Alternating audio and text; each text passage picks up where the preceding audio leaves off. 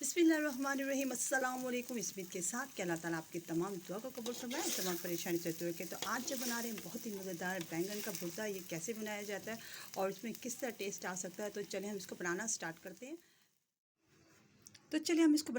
करते हैं। तो आज हम बना रहे हैं बैंगन का भुर्ता। ये बहुत ही मज़ेदार और बहुत ज़्यादा लजीज बनता है। तो यहाँ हमारे पास है आधा किलो बैंगन और यहाँ हमने लिया है तवा।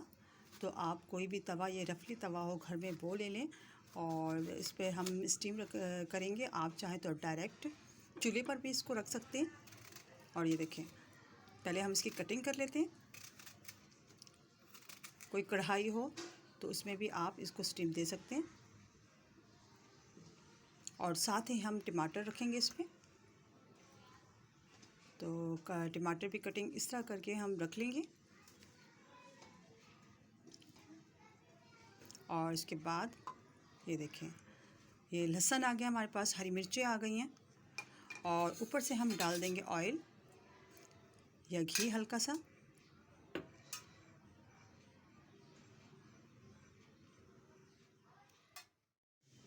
तो अब हम इसको बनाएंगे ढककर, और लो टू मीडियम आंच पर आपने इसको दम वाली आंच पर रखना है।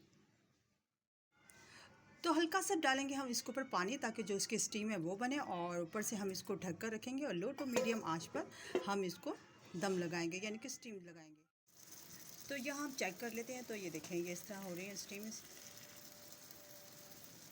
तो थोड़ी सी अलट पलट कर लेते हैं।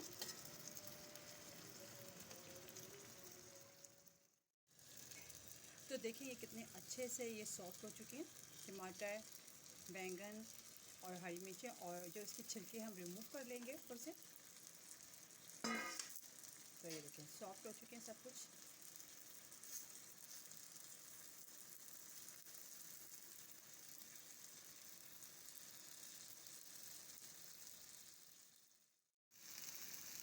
तो ये देखें इजीली जो इसके छिलके हम रिमूव हो जाएंगे। ये देखें,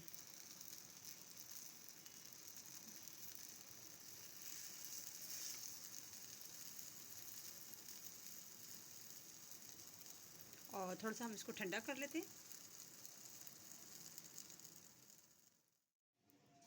जो स्किन है उसकी हमने रिमूव कर लिया, और उसके मैशर की मदद से हम इसको करेंगे मैश। और जो थोड़ी सी इसकी छिलके बचती हैं वो भी थोड़े से हल्के फुल्के जो बैंगन के वो डाल लेंगे। तो ये देखिए ये थोड़े से हैं, तो उसको और साफ़ कर लेंगे। तो यहाँ जो घी है वो गर्म हो चुका है, और यहाँ हमने प्याज की इसका कटिंग और क्रंची क्रंची सी रखनी है हमने प्याज, और लोहे की कढ़ाई में हम इसको बनाएंगे। बहुत ही अच्छा टेस्ट आता है। तो बहुत ज़्यादा ब्राउन नहीं करना हमने प्याज को।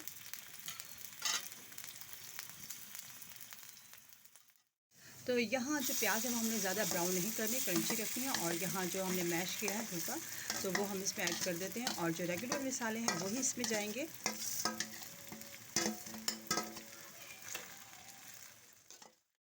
तो अब इसमें जाने लगा है नमक अपने टेस्ट के मुताबिक, और हल्दी हाफ़ टेबल स्पून, और कुटी हुई मिर्च हाफ़ टेबल स्पून, धनिया पाउडर ये भी हम हाफ़ डालेंगे, हाफ़ टेबल स्पून डालकर अच्छे से हम इसको मिक्स कर लेते हैं और उसको भून लेते हैं।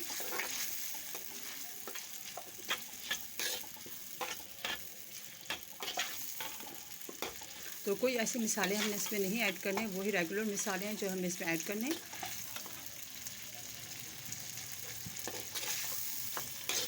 और अच्छे से इसको भूनने के बाद जब वो घी ऊपर आ जाएगा तो बहुत अच्छे से इसकी भुनाई हो जाएगी।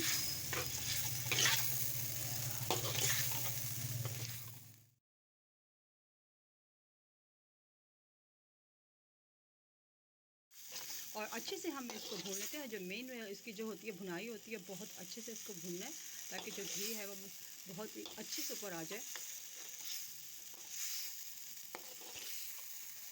तो ये देखें,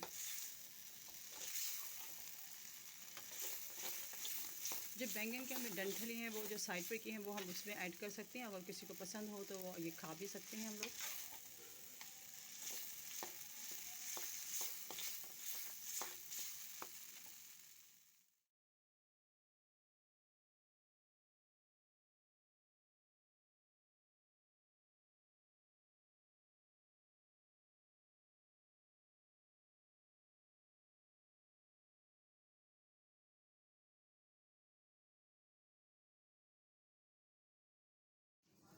تو اب ہم بنا لیتے ہیں یہاں پر ٹماٹر کی چٹنی جو بہت زیادہ وائرل ہے. تو چلیں ہم اس کو بنانا سٹارٹ کرتے ہیں. تو یہاں ہم نے لیا ہے پین، اور یہ دیکھیں ایک آپ پین لے لیں، لوہے کا ہو یا سلور کا ہو، کوئی بھی ہو. تو آپ اس طرح رکھ لیں. ٹماٹر کٹنگ کر کے ہم اس طرح رکھ لیا، اور اس کے بعد ہم نے ڈالی ہیں ہری مرچیں، اور اسی طرح ہم اس میں ایڈ کریں گے لہسن، اور اسٹیم میں رکھ دیں گے ہم اس کو. اس کی بھی جو آنچ ہے وہ لو ٹو میڈیم رکھنی ہے ہم نے، اور اوپر سے ڈھک دیں گے. تو تمام جتنے جو اس کے چھلکے میں ہم نے ریموو کر لیے ہیں، اور اس کے بعد ہم نے کیا کرنا ہے، اس کو تھوڑا سا پکا لیں گے اب.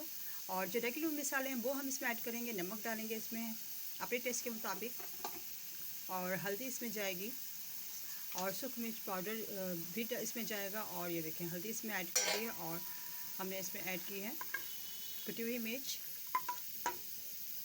اور اس کو ہم پکا لیں گے. اور جو املی کا پلپ ہے وہ بھی ہم اس میں ایڈ کریں گے، اور اوپر سے ڈالیں گے ہم چاپ کی ہوئی پیاز. تو یہ بہت اچھی لگتی ہے، یہ بھی کرنچی کرنچی سی بہت مزے کی لگتی ہے.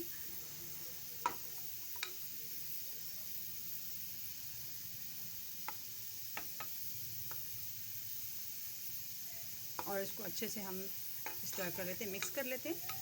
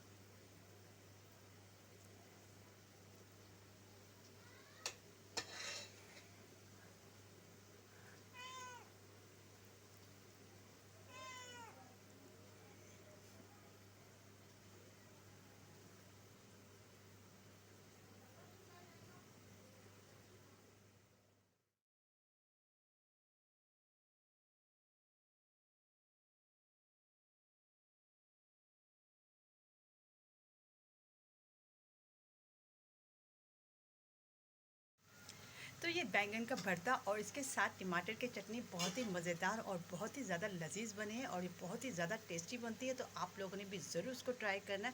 تو گرمیوں میں یہ بہت ہی مزے کی سوغات ہے.